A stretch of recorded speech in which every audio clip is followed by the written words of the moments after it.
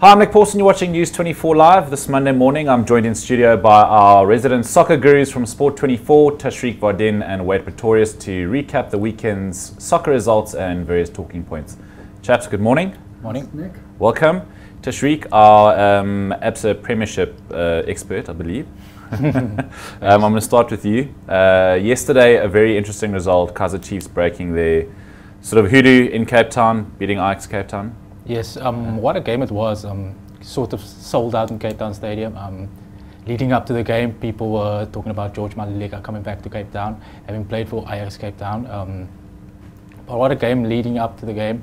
I know Wade spoke to George, trying to tame Ajax Cape Town, having played so well during the PSL.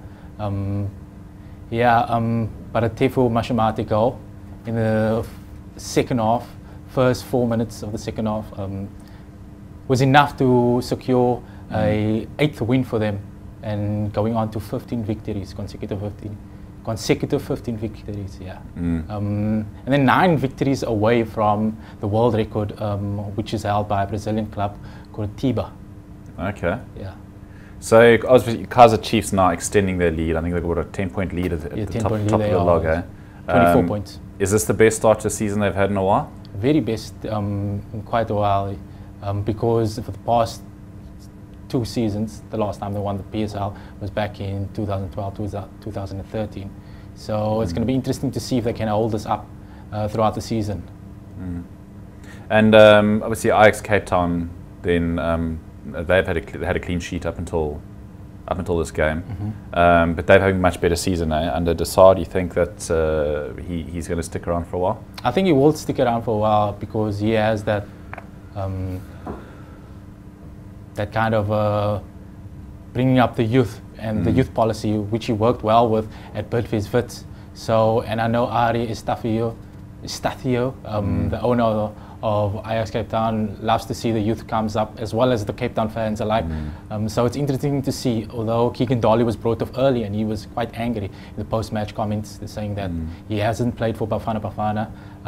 He was sitting on the bench in the first 2 games, and now in the last 2 games against Congo back-to-back, he didn't even make the match 22. So it was interesting to see that he took over the likes of Keegan Dolly, who was playing quite, actually one of the better players on the field on the day, and they took him off for Nathan Adams.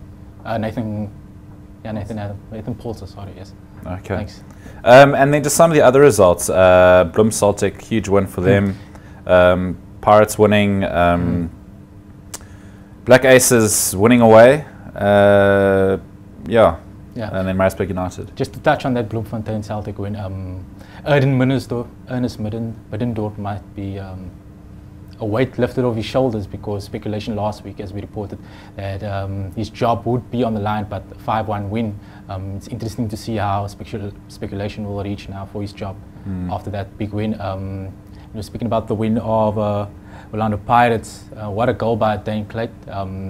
Spectacular, wonderful goal. Pungwayo with a beautifully lofted crossover, and him just slotting it with his left foot, bottom left corner. Yeah. But Nick, so yeah, Wade, without controversy. There was actually a late attempt by Free State Stars where the header looked to cross the line for all those on TV, and the coach has just come out after the game and said that he's very angry about that, because he said that if there was a review system, it would definitely be a goal and Free State Stars would have earned a point. So yeah, PSL not without some controversy, which is nice. Makes our job a bit easier with a few more headlines. The comments were quite hilarious, though. He said his brother SMS'd him from London to say that it was a clear goal, and then people all over around the world was contacting that it was a goal. Yeah.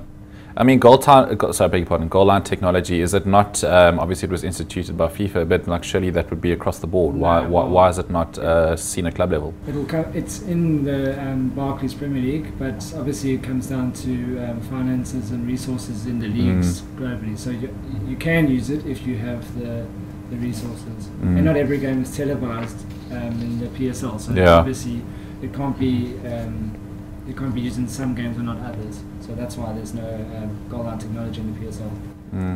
And obviously Bafana players, now back for club duty after the AFCON qualifier matches. I mean, how's the transition been for a lot of those guys? Are some of them being sort of rested to some extent? Yeah, it seems like they're going out guns blazing because there were more than 20 goals scored this week in the PSL. It might be that they're quite excited that South Africa won't be hosting the AFCON, saying that Fikile Mbalula saying no to the AFCON for the next one hosting in 2015 after Morocco said they would like to postpone the event. So they're feeling that they need to start scoring goals. It's exciting to see, especially in the PSL, a league that normally comes off teams just want to defend, and seeing 20 plus goals is interesting. Yeah, so players are like they want to score, they want to put their name on the score sheets. I think also because they've seen how Shakes is using local players, so if you perform well you can get the chance to play for the national team. Yeah. And so this weekend all the Bafana players were, or the local ones anyway, they were back. Interesting to see the difference between Tefu Moshimate. He was on the bench, he was overlooked for the youngster Rivaldo Kutsia, and he played really well, got the goal. But a guy like Keegan Dolly, who's been on the sidelines for the Bafana, in the Bafana squad, he played alright, but Roger Dussel was critical of his performance. Yeah, really. As also we did the live updates for the Wits and Sundowns game. Super Sisu Vilakazi also, he looked very tired, so as the coach Hunt took him off in the second half, so it was interesting about that as well. Klapo also made, although he got a call up for Bafana last week after Matlaba got injured, he was also featured in for Bidvest Wits as well. Sorry, the result I left out there was a good away win for Supersport United. Yes, 3-0 win victory for there's been Gordon a bit of sort Egerson. of, sorry to interrupt you, Gordon Egerson, the sort of transition that he had to make, there was a bit of skepticism, but he seems to be doing all right there. Yes, because he comes with a lot of pedigree, with a lot of experience. Having already won 3 premiership titles, he's gunning for a 4th one already, and he made a huge leaps in the PSL already. When he came in for Kevin Johnson, they were ploughing the 14th position, and now they ranked 7th after Pirates won over the weekend, as well as for Kaizer Chiefs, so they currently 7th. So it's interesting to see, especially that they're starting to score a bunch of goals as well. 3 goals this weekend. 2 weeks ago it was another 3 goals. So it's a good spirited win for them as well.